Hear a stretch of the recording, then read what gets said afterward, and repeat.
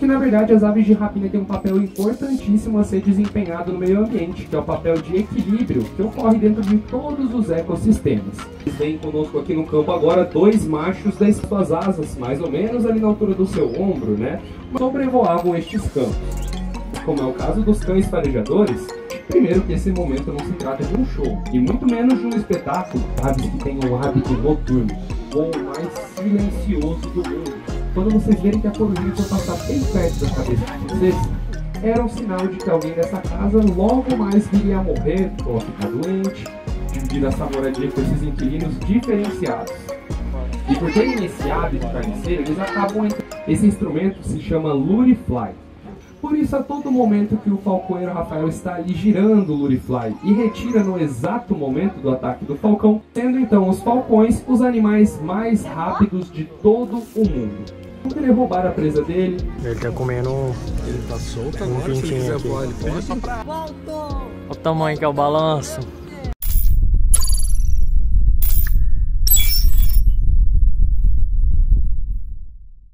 Corujas, águias e também os urubus e abutres.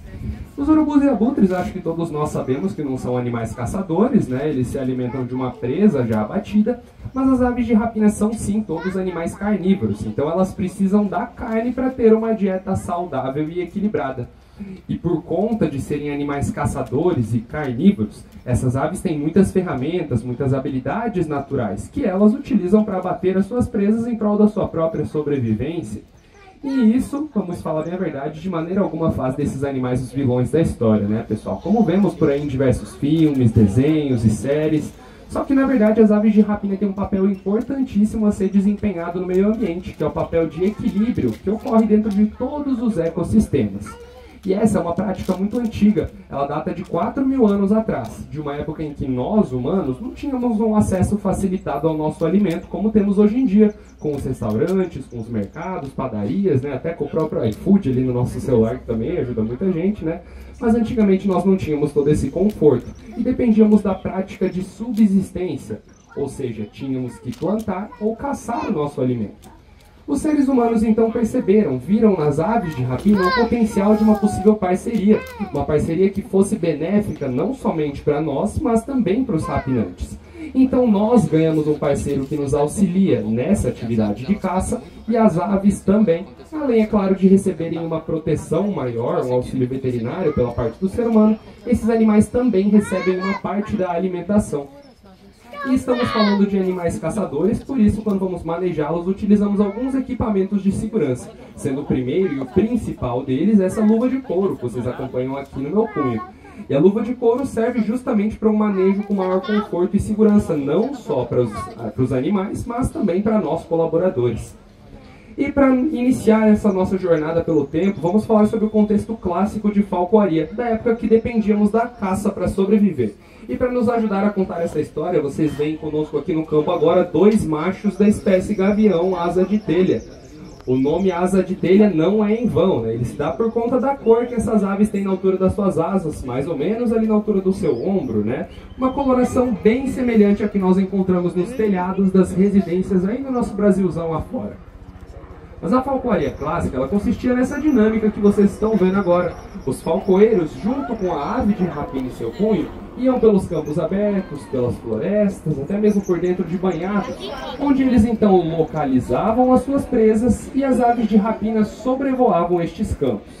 Lá de cima, de um ponto muito mais privilegiado, esses animais novamente identificavam suas presas e desciam até o solo para realizar o abate delas. Só que para este tipo de dinâmica de lida ao campo, nós humanos contávamos também com a ajudinha de alguns animais, como por exemplo os cavalos que vocês veem aqui com a nossa cavaleira Jenny. Os cavalos são mamíferos que têm um altíssimo potencial de travessia, então eles ajudavam principalmente na locomoção que era realizado por nós humanos nestes campos, que muitas das vezes podiam sim ser ambientes muito hostis para nós, né? E além dos cavalos existiam alguns outros animais, como é o caso dos cães farejadores, cães como um pointer, um setter inglês ou até mesmo o famoso beagle. Esses canídeos têm um faro muito mais apurado do que a maioria das espécies, ajudando então na questão da localização e do afugentamento das presas. Isso acabava facilitando bem mais a atividade de caça desempenhada pelas aves de rapina. E por último, mas não menos importante nessa história, vamos relembrar também do papel do ser humano, né, do falcoeiro. Ele é muito importante em toda essa história porque fomos nós humanos que unimos a interação entre todas essas diferentes espécies. E é por isso então que a falcoaria hoje é uma prática possível. O condicionamento de voo, que é essa atividade que vocês estão vendo ser desempenhada aqui, é bom ressaltarmos um detalhe muito importante. Primeiro, que esse momento não se trata de um show, e muito menos de um espetáculo. Na verdade, o que vocês estão vendo ser realizado aqui agora é a rotina diária de cuidados desses animais. E vocês perceberam que consiste, basicamente, nas aves desempenharem sua atividade de voo, né? Isso em conjunto com um momento de alimentação, o que é muito similar ao que seria também uma atividade de caça. Esse é um campo bem parecido também com o local onde esses animais caçam no ambiente selvagem, porque esse campo tem variações climáticas, tem variações geográficas, e as aves durante esse momento trabalham a sua plenitude física, utilizando das suas manobras de voo, além de que utilizam muito dos seus sentidos. Então trabalham também a sua percepção sensorial. Então, no fim dessa atividade, tanto o corpo quanto a mente destes animais são estimulados positivamente. E após a sua alimentação, retornam então para o seu recinto para se higienizar. Porque imaginem, após uma caça, eles podem acabar ficando sujos, né, com sangue, com as próprias vísceras das suas presas. Então, para evitar que no corpo desses animais prolifere algum micro-organismo nocivo para a saúde, elas necessitam muito desse momento de higiene, além de que também vão digerir melhor o seu alimento e descansar, né? Aquele famoso cochilinho pós-almoço que acho que todo mundo gosta, né? Mas agora então vamos encerrar essa parte clássica da falcoaria momentaneamente e entrar na segunda parte aqui da nossa apresentação, e vocês acompanharão uma das aplicações modernas da falcoaria, que é a reabilitação de rapinantes. As aves que veremos nesse momento são todos animais resgatados que através das técnicas da falcoaria também proporcionamos uma melhor qualidade de vida. Eu vou até falar um pouquinho mais baixo com vocês nesse momento especial, pessoal, porque nós vamos falar de aves que têm um hábito noturno, que é o caso das corujas. E essas que vocês estão vendo aqui no campo conosco são corujas da espécie Suindara. As corujas, elas têm hábitos noturnos porque as habilidades naturais de caça que essas aves possuem dão uma vantagem muito maior para elas nesse período. Algumas dessas habilidades são a sua própria visão. As corujas têm uma visão muito aguçada, principalmente no período da noite. Elas têm olhos que captam muita luz. Então, durante o dia, a visão desses animais pode ser um pouquinho ofuscada. Vocês até perceberam que os falcoeiros, chamando a corujinha do punho, eles alimentam ela diretamente no seu bico, justamente por conta da visão durante o dia não ser tão boa quanto no período noturno. Mas nós estamos falando também das aves que têm o voo mais silencioso do mundo. Eu até os convido a fazer um pequeno experimento. Quando vocês verem que a corujinha for passar bem perto da cabeça de vocês, fechem os seus olhos e tentem ouvir algum bater de asas desses animais. Eu já vou adiantando que é bem difícil, tá, pessoal? Estamos falando aqui do voo mais silencioso, né, de todo mundo animal. E o real motivo de eu estar falando um pouquinho mais baixo com vocês é porque o principal sentido que as corujas possuem é sua audição. Isso faz com que essas aves escutem qualquer barulho, qualquer ruído que as presas delas façam, tanto presas que voam, que rastejam, que estejam caminhando próximo de onde algum desses animais estejam. E por conta dessas habilidades que as corujas possuem, elas têm essa preferência justamente, né, pelo hábito noturno. E são animais que têm uma grande simbologia ao redor de todo o nosso mundo, são sempre atrelados a mensagens de sabedoria, até sendo elas as aves símbolo dos professores, né? Então, para os professores, para as professoras que estejam hoje aqui presentes conosco, que se sintam muito bem representados por essas aves, que, vamos falar bem a verdade, são animais maravilhosos, né, pessoal? E aparecem até mesmo em diversos filmes, os fãs de Harry Potter por aí já estão muito familiarizados, né, com as corujinhas. Mas justamente algumas pessoas também, por vê-las como aves fofinhas, aves bonitinhas, resolveram adquiri-las de maneira ilegal para criar na sua casa como pets. Só que essas pessoas também se frustraram muito dentro do manejo destes animais, porque quando as corujas chegam em algum local estranho, elas podem ficar agressivas tentando se defender. Nós estamos falando aqui de animais selvagens, e além do manejo, essas pessoas também acabaram se frustrando muito na questão da alimentação desses animais. As corujas, elas são animais carnívoros, e vamos falar bem a verdade, não é todo mundo que vai querer abater um rato ou um pintinho todo dia e oferecer esse bico afiado que esses animais possuem, né? Então eles acabaram doando elas para órgãos ambientais e eles que as encaminharam aqui até nós. Essa espécie que vocês viram, a coruja suindara, Ao longo do Brasil, um animal pode ser associado a diversas lendas, principalmente algumas lendas negativas, como é o caso do mau agouro. Conhecido em algumas regiões também como rasga-mortalha, os antigos acreditavam que quando havia uma ave dessa voando próximo de onde moravam, era um sinal de que alguém dessa casa logo mais viria a morrer ou a ficar doente, o que não é uma verdade, tá, pessoal? Vocês não precisam ficar preocupados caso vejam uma corujinha dessa perto da casa de vocês. Eu prometo que não vai acontecer nada, isso são apenas crenças populares.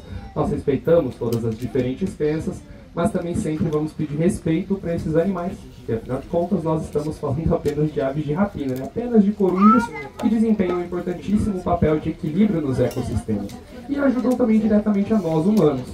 As corujas são uma das principais predadoras de vários tipos de pequenos roedores.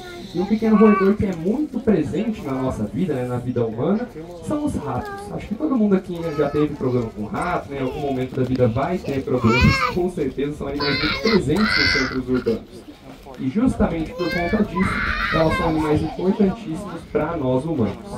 E não são as únicas aves que sofrem esse preconceito, né, por parte de nós humanos. Os animais que vão chegar aqui conosco passam pela mesma situação. E passam por isso só porque elas têm um hábito alimentar um pouquinho diferente do comum, do que nós vimos aqui com as outras aves de rapina. Mas é justamente esse hábito alimentar diferente que faz com que esses animais tenham um importantíssimo papel a ser desempenhado no meio ambiente, que é um papel de limpeza. São aves que trabalham ali em grupos, né? São animais que quase sempre são encontrados com esse comportamento mais social e animais muito presentes aqui no nosso Brasil. Inclusive para os fãs aí de futebol brasileiro, essa é a ave símbolo de um dos grandes times de futebol aqui do nosso país, né? São animais muito carismáticos, muitas pessoas têm um certo preconceito com eles, mas com certeza são aves muito simpáticos e extremamente importantes. Vocês já devem imaginar que eu estou falando dos urubus de cabeça preta, né, pessoal? Esses que vocês estão vendo aqui conosco são 3 irmãozinhos que vieram de uma cidade bem próxima aqui a Foz do Iguaçu. Essa cidade acabou tendo um rápido e um grande crescimento urbano. E isso não deu outra opção para a mãe desses urubuzinhos a não ser escolher o forro de uma casa para fazer o seu ninho. Mas os donos dessa casa não gostaram tanto assim dessa ideia, né, de dividir essa moradia com esses inquilinos diferenciados. Eles então decidiram pegar o ninho que estava no forro da sua casa e colocaram na rua. E eles não fizeram isso na maldade, tá? Eu sei que pode parecer estranho, só que quando eles colocaram o ninho na rua, eles esperavam que a mãe dos urubuzinhos fosse retornar naquele local, buscar os filhotes, né, levar para um local mais seguro. Só que as coisas nunca são tão simples assim, né, pessoal? Principalmente porque quando nós humanos tocamos no ninho de alguma ave, nós perturbamos toda uma ordem natural que já havia sido imposta antes pela mãe deles. Quando ela chegou então no local que estavam seus filhotes, ela viu que o ninho não era mais o mesmo que ela havia feito, porque houve uma interferência humana naquele ninho. Então ela prezou pela sua própria segurança, respeitou a lei da sobrevivência e ela acabou fugindo, voando para longe e abandonando seus próprios bebezinhos. Mas ainda bem que após toda essa situação, a polícia ambiental foi acionada por parte dessa vizinhança e eles foram até o local realizar o resgate desses filhotinhos. E então eles que os trouxeram aqui até nós, e desde que eram pequenas bolinhas de penas brancas, vêm sendo cuidados e criados pela nossa equipe. Os urubus, por parte de nós humanos, acabam sofrendo muito preconceito, né, por conta principalmente deles terem um hábito carniceiro. Mas ter um hábito carniceiro não significa que essas aves não possam comer uma carne de boa qualidade, né? Exatamente como essa que está sendo ofertada nesse momento para eles. Eles apenas vão naquilo que está disposto mais facilmente, são aves extremamente oportunistas. E por terem esse hábito carniceiro, eles acabam entrando em contato direto com muitas carcaças de animais mortos, né? Uma carne mais passada, que podem ter muitos micro-organismos nocivos para a sua saúde. Então, justamente por conta disso, diferente do que a maioria de nós pensamos, né, os urubus são animais extremamente higiênicos. E sempre após se alimentar, eles buscam uma fonte de água para limpar o seu corpo, evitando qualquer possível contaminação que possa ocorrer por conta dessa carne um pouquinho mais passada. E o trabalho, a importância que é desempenhada pelos urubus na natureza, dá a essas aves o famoso e respeitado título de lixeiros do meio ambiente. São os urubus que nos ajudam a nos livrarmos dessas carcaças de animais mortos. Carcaças essas que poderiam sim disseminarem várias doenças, né? Isso acabaria prejudicando não somente outros urubus, mas possivelmente toda a nossa fauna. E esse papel desempenhado por eles é chamado então de necrofagia, animais extremamente importantes para a limpeza do nosso meio ambiente. E nesse momento nós vamos retornar uma última vez lá para a falcoaria clássica, pessoal, e vou reforçar para que, em especial nesse momento, todos permaneçam sentados para nós acompanharmos, então, finalmente, o alto voo dos falcões. Os falcões têm um hábito alimentar e um estilo de caça muito diferente de todas as aves que nós vimos até agora. Eles têm uma preferência por se alimentar de outras aves que estejam voando. Isso reflete muito no seu condicionamento. E hoje vocês conhecerão um falcão saker, conhecido como falcão sagrado. É uma ave muito cultuada lá pelos falcoeiros árabes, onde o próprio deus Horus, que é aquela bem inspirado nesse animal. E caçar não é uma atividade fácil, tá, pessoal? Não pensem que porque as aves de rapina são animais caçadores que isso se torna uma atividade tranquila, né? As presas também são adaptadas para fugir dos seus predadores. E durante o condicionamento nós simulamos uma atividade real de caça. Precisamos também colocar a resistência que uma presa pode ter sobre o seu predador. E para isso utilizamos um instrumento que vocês podem ver aqui no centro do campo com o nosso falcoeiro Rafael. Esse instrumento se chama Lure Fly. O Lure Fly nada mais é do que um simulador de presa viva. Esse objeto que ele possui em sua ponta simula uma outra ave que esteja em atividade de voo. Então, no momento em que o falcão lá de trás da ponte identificar aqui no Lure a sua presa, ele inicia sua atividade de caça. E vocês verão que esse animal tem um estilo de caça muito mais perseguidor. Ele utiliza de muitos ataques, muitas investidas e até mesmo de emboscadas na tentativa de abater a sua presa. Por isso, a todo momento que o falcoeiro Rafael está ali girando o Lure Fly e retira no exato momento do ataque do falcão, essa é a hora em que os instintos naturais de caça que essa ave possui estão aflorados em seu máximo. Toda a sua atenção, sua voracidade e também o seu foco. E diferente de todas as aves que nós vimos até agora, vocês percebem que ele não fica pousando em sendo então os falcões os animais mais rápidos de todo o mundo. E vocês perceberão um detalhe interessante. Ele abateu a sua presa, mas ele não está se alimentando imediatamente, né? Ele olha ao seu redor, leva a presa para um local mais seguro, porque o falcão sabe que podem existir animais oportunistas ao redor que vão querer roubar a presa dele, né, ou abater o próprio falcão, porque nesse momento, querendo ou não, ele está mais exposto, mais fragilizado. E essa que é a importância da presença humana próximo desse animal. Os dois se tornam parceiros de caça, a ave recebe sua parte da alimentação, mas o humano que está trabalhando com o animal o protege e o oferece também algum auxílio veterinário, né, caso seja necessário. E bom, pessoal, nós esperamos então que tenha ficado claro para vocês a importância que esse trabalho do condicionamento possui, principalmente para a reabilitação de aves resgatadas, né, que por muito tempo foram privadas de expressar os seus comportamentos, seus instintos naturais, mas aqui conosco no Ecopark elas recebem sua segunda chance. E como diria um dos grandes pais da falcoaria, Federico II de Svevia, ele que está retratado naquela escultura próxima ao lago, um dia sem falcoaria é um dia perdido. Em nome de toda a nossa equipe que nos ajudou aqui durante toda a apresentação, a Ingrid, o Bruno, o Rafael, a Mônica e os nossos parceiros, as aves de rapina, nós todos agradecemos demais a visita de cada um de vocês aqui ao nosso parque e muito obrigado.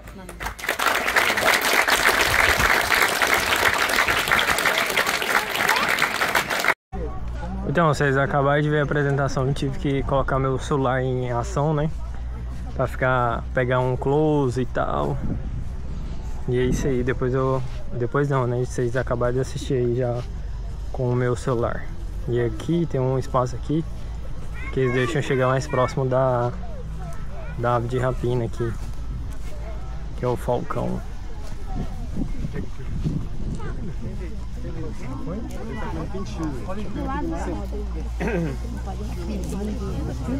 Ele tá comendo ele tá solto agora, se ele quiser aqui. voar ele pode. Só pra bicicleta não chegar muito perto, tá? Porque ele tem medo. Deixa só um pouquinho mais longe, tá bom? Aqui, vamos tirar a fotinha. Olha aqui pra aqui também, mano.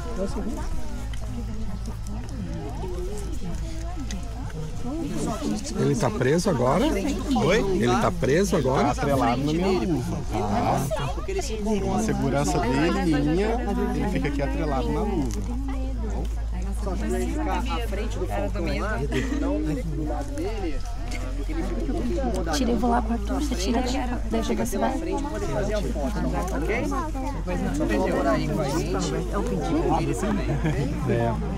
Ai, que lindo, tá toda estrela. Não. Saiu. Eu? Não, quem falou foi o Eric. Isso. Ele... O Léo não vai comigo, né? Vai lá, Arthur. Meu filho não vai vir, porque meu filho é muito... Só pedir um pouco mais de espaço, pessoal. Tá um pouquinho mais pra trás. Maltinho, para trás.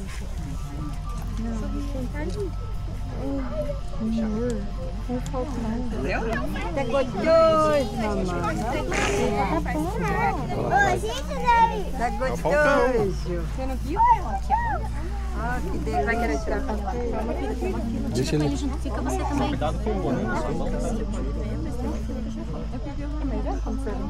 Tira com ele junto.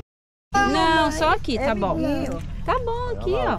Olha ele comendo uma carninha. É uma carninha. É uma carninha? Carninha. Olha lá, vai comer a cabeça da carne. O bico, ó o bico. Vem cá, pode ir na mão dele. Vai na mão aqui, na mão. Então dá um sorriso pra Dadá. Olha, cadê o sorriso da Dadá?